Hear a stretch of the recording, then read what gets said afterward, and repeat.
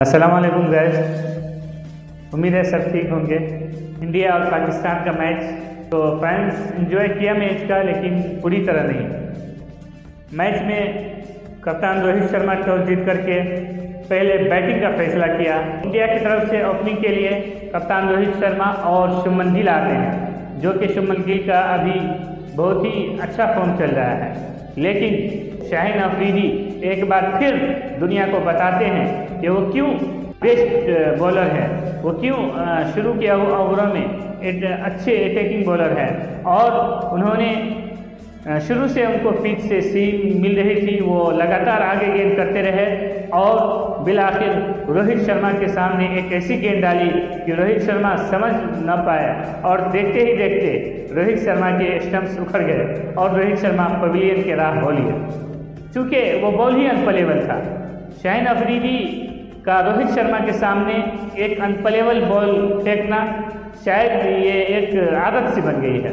उसके बाद क्रिकेट के ओडीआई के बेताज बादशाह विराट कोहली आते हैं और वो दिलकश शॉट खेलते हैं, कवर ड्राइव। शाहिद शाह अफरीदी एक बार फिर विराट कोहली पे भी भारी पड़ते हैं और वो विराट कोहली को भी अपने जाल में फंसा लेते हैं और विराट कोहली की भी विकेट ले उठते हैं। फिर उसके बाद आते हैं श्रेयस अय्यर, वो भी कुछ ज़्यादा देर पिच पे न रुक पाते हैं और हारिस रऊफ का शिकार बनते हैं। चूँकि हारिस रऊफ की गेंद में स्पीड है और उनकी गेंद जब बाउंस हुई तो शायद उनमें उतनी काबिलियत नहीं है कि वो उसको पुल मार करके छक्का मार सके। पुल मारने गए और कैच दे बैठे फ़खर जमान के हाथों। अब इंडिया की टीम मुश्किल में फंसी। Indian batting lineup Virat Kohli, Rohit Sharma, Shreyas Iyer तीनों जा चुके। अब यहाँ पर इंडिया की तरफ से शुभमन गिल ने कोशिश की कि वो इनिंग को चलाए, पहले सेट हो जाए, फिर उसके बाद इंडिया के लिए एक फाइटिंग टोटल खड़ा करे, लेकिन वो भी हारिस रऊफ का शिकार हो जाते हैं और इंडिया का 15वें ओवर में चौथी विकेट गिर जाती है 66 के स्कोर पर। वहाँ से इंडिया खासे मुश्किल में फंस जाती है। लेकिन फिर वहाँ हार्दिक पांड्या और ईशान किशन आते हैं और वो दोनों बेहतरीन पार्टनरशिप बिल्ड करते हैं। 137 का पार्टनरशिप बना लेते हैं और बेहतरीन क्वालिटी क्रिकेट दोनों दिखाते हैं। दोनों दिखाते हैं कि उनके अंदर लड़ने का क्षमता है। दोनों दिखाते हैं कि वो दोनों मिडिल ऑर्डर में संभाल सकते हैं और बेहतरीन टारगेट खड़ा कर सकते हैं। और इसी वजह से ये दोनों इतना अच्छा खेले और कूल होकर के खेले। और ऐसा भी नहीं है कि रन रेट कम होते रहा, बल्कि रन स्कोर बोर्ड को भी चलाते रहे। यहाँ पर बाबर आजम ने भी उनका साथ दिया। बाबर आजम के बेहतरीन फास्ट अटैक एग्रेसिव मूड में थे, अटैकिंग मूड में थे। इंडिया के बड़े जारिफ मिजाज बल्लेबाज और बहुत ही एक्सपीरियंस बल्लेबाज रोहित शर्मा, विराट कोहली, शुभमन गिल और श्रेयस अय्यर को पवेलियन भेज चुके थे। उनके फास्ट बॉलरों को पिच से मदद भी मिल रही थी। कभी सीम हो रही थी गेंद, कभी स्विंग, कभी अंदर, कभी बाहर, हर चीज़ हो रहा था जो एक फास्ट बॉलर को चाहिए। लेकिन वहाँ पे गलती कर बैठते हैं कप्तान बाबर आजम और वहाँ से कंटिन्यू कोई 20 ओवर स्पिनर से फेंकवाते हैं, जो कि इंडियन बैटिंग लाइनअप को संभलने का मौका देती है और अपने पारी को संभालने का मौका देती है। और ये तो हमने देखा कि शादाब खान और नवाज जब गेंद फेंक रहे थे, बहुत ही आसानी से ईशान किशन और हार्दिक पांड्या चौका भी लगा रहे थे, अच्छे शॉट भी खेल रहे थे, सिंगल डबल भी कर रहे थे। क्यों? क्योंकि उनके पास स्पिन से उनको मसला नहीं है और इन दोनों बॉलरों को इस पिच से खासी मदद भी नहीं मिल रही थी। उस वक्त भी बाबर आजम को समझ नहीं आई, शायद उनके अवसान खता हो गए, शायद वो ज़्यादा प्रेशर ले लें इस डर से कि कहीं बल्लेबाज सेट होके पीछे हमको स्पिनर को न फेंकवाना पड़े और वहाँ पे ज़्यादा मार न पड़ जाए। तो बाबर आजम डिफेंडिंग मूड में चले गए, जो कि गलत हुआ।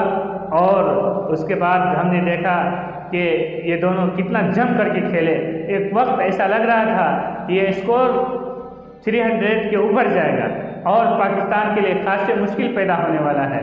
लेकिन एक बार फिर कमबैक किया पाकिस्तानी अटैकर ने, पाकिस्तानी पेसर्स ने, स्पेशली शाहीन अफरीदी ने, फिर नसीम शाह और हारिस रऊफ ने भी, ये तीनों आए और फिर से वापस हमला किया, जख्मी शेर की तरफ पलटवार किया और इंडियन बैटिंग लाइनअप के जमे हुए बल्लेबाजों को, जमी हुई पार्टनरशिप तोड़ी और जमे हुए बल्लेबाजों को वापस पवेलियन का रास्ता दिखाया और जो एक टोटल 300 के ऊपर लग रहा था उसको 266 पे रुका।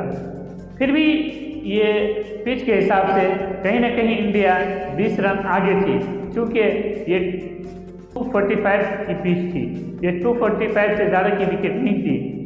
लेकिन दाद देनी होगी पाकिस्तानी गेंदबाजों की, स्पेशली शाहीन अफरीदी की, कि जब भी उनके ऊपर रिस्पॉन्सिबिलिटी आती है, जब भी वो अपनी टीम के लिए ओपन करते हैं, शुरुआती ओवर में अपनी टीम को अच्छा स्टार्ट दिलवाते हैं और अपनी टीम को गेम में बनाए रखते हैं।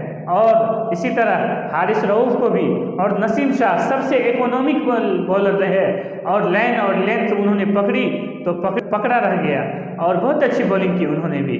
तो ये तीनों बॉलर दिखाया दुनिया को कि ये क्यों दुनिया के बेहतरीन फास्ट बॉलर हैं, क्यों इनकी टीम नंबर 1 है, क्यों इनका सामना करने से दुनिया की बड़ी से बड़ी टीम झिझकती है। और सामने जब बल्लेबाज आते हैं, खाह वो कितना ही बड़ा तुर्रम खान हो, उनके अवसान खता हो जाते हैं। और एक बार फिर बहुत ही अच्छी क्रिकेट खेली ईशान किशन और हार्दिक पांड्या ने, बहुत ही मैच विनिंग नोक खेली और बाबर आजम को सीखना होगा आज की गलतियों से और उनके फील्डर्स को।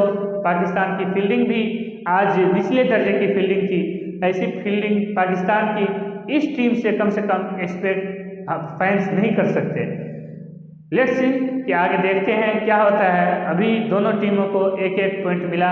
अब देखते हैं कि आज के मैच से अब पाकिस्तान की बॉलिंग लाइनअप को कितना तजुर्बा मिला, खासकर से कप्तान बाबर आजम को अपने बॉलर यूज़ करने का कितना तजुर्बा मिला और इंडियन ओपनिंग बैट्समैन को, शुरू के बैट्समैन को जो उनका मेन है, उन लोगों को कितना तजुर्बा हासिल हुआ और अपनी गलतियों से सीख करके, कमज़ोरियों को दूर करके आगे के मैच में क्या करने जा रहे हैं, हम ये देखेंगे।